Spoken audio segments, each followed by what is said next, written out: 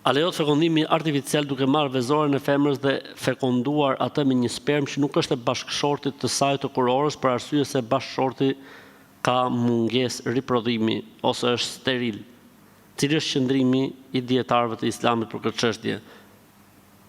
Gjithë dietarët e Islamit kanë rënë dakord se kjo gjë nuk lejohet unanimisht në të gjitha shkollat, në të gjitha mendimet, në të gjitha mëdhëbet, sepse kjo është zina.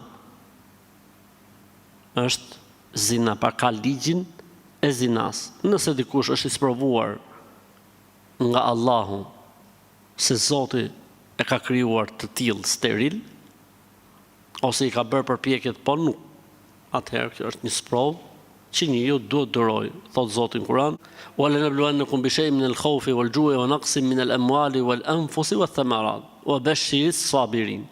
Do të sprovojmë me diçka që ka të bëjë mungesën e pasurisë, mungesën e fëmijëve, mungesën e rrezikut dhe furnizimit.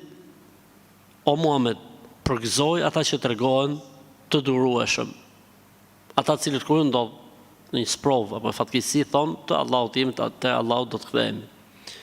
Çdo njeri në këtë botë ka një model sprove që i përshtatet dijes dhe devotshmërisë së tij. Nuk e lën Allahu njëri pas provë. Ka njerëz që këtu e kanë sprovën e tyre, ka të tjerë që kanë sprovën ke legu, ka të tjerë që kanë sprovën ke pushteti, ka të tjerë që kanë sprovën tek paraja, ka të tjerë që kanë sprovën familje, ka të tjerë që kanë sprovën tek fëmia, ka të tjerë që kanë sprovën tek komshiu, ka të tjerë që kanë sprovën tek femra, ka të tjerë që kanë sprovën e tjerë nga tek meshkujt, nga sprovat nga më të ndryshmet. Allahu sprovon gjithë secilin aty ku tregohet durimi i tij dhe besimi i tij. Se dikujt për shembull që nuk i bën përshtypje paraja, nuk e sprovon Allahu tek paraja, se nuk ndjen ai gjë për të. Po e sprovon Allahu tek pushteti. Ai aty është i gatshëm të mohojë gjithçka dhe të adhurojë edhe djallin që mos humbi pushtetin, për shembull. Dikush tjetër ka sprovën tek femra. Atë ta sprovosh me lek nuk i bën përshtypje. E sprovove me femrat, ka problem shumë të madh. Aty e sprovon Allahu. Tek sprova e tij, pra gjithë secili ka sprovën e vetë që Zoti ja ka dhënë. Dhe aty duket besimi i njeriu. Në këtë rast Zoti dikujt ja ka shkruar që është steril. Kjo është sprova jote në këtë botë. Duhet me bë durim. E Zoti më takon beson në një formë tjetër që e din Allahu xhella xhelaluhu. Kështu që njeriu duhet mësohet që në momente dhe situata të caktuara t'i dorëzohet caktimit të Allahut. Thash, kjo në Islam kjo gjë ka gjykimin e zinas, madje edhe më keq akoma sepse bëhet me dije dhe me koshiencë dhe me dakordësi edhe nga burri. Po kështu edhe e kundërta nuk lejohet.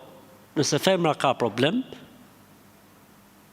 nuk lejohet për shembull që të marrë vezoren e një femre tjetër. Ose një vezore tjetër të fekondohet në laborator, pastaj të vihet tek mitra e kësaj, nuk lejohet përderisa nuk është e saja.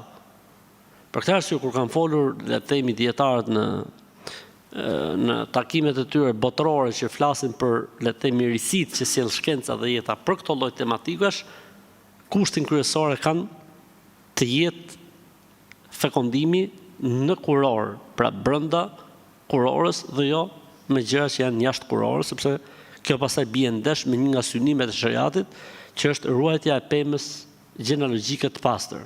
Është një nga arsyet ose, si më thënë, objektivat, qëllimet, synimet e shariatit. Pema gjenealogjike e njeriut të ruhet e pastër. Për këtë arsye Zoti ka ndaluar adulterin, zinan në Islam.